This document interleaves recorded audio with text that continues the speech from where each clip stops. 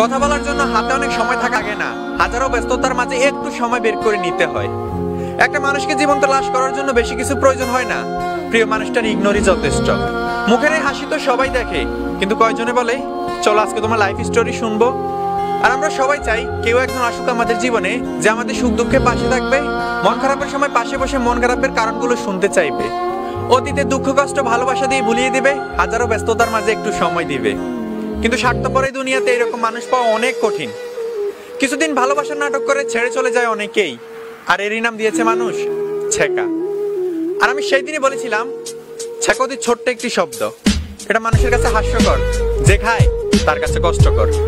আসলে কোনো মানুষই ছেকা খায় না, তারা হেরে যায় মিথ্যা ভালোবাসার কাছে। ছেকা খাওয়া মানে ধোঁকা খাওয়া, ছেকা খাওয়া মানে বেঈমান বা স্বার্থপরকে মন থেকে ভালোবাসা। যে সত্যিকারে ভালোবাসে সেই মানুষটাই ছেকা নামক ধোঁকাটা খেয়ে থাকে। দিন শেষে সেই মানুষটাকেই কান্না করতে হয় যে মন থেকে ভালোবাসে, আর ধোঁকা দেওয়া মানুষটা কখনো কান্না করে না। কারণ বেঈমান কখনো কাঁদে না, আর স্বার্থপর কখনো স্মৃতি মনে রাখে না। তবে এটা চির সত্যি যে সারা জীবন কাছে পাওয়ার জন্য একেবারে কম মানুষই ভালোবাসে, আর যে মানুষগুলো সারা জীবন কাছে পাওয়ার জন্য ভালোবাসে বেশিরভাগ ক্ষেত্রে দেখা যায় সেই মানুষগুলোই সবার আগে ছেকা নামক ধোঁকাটা খেয়ে থাকে।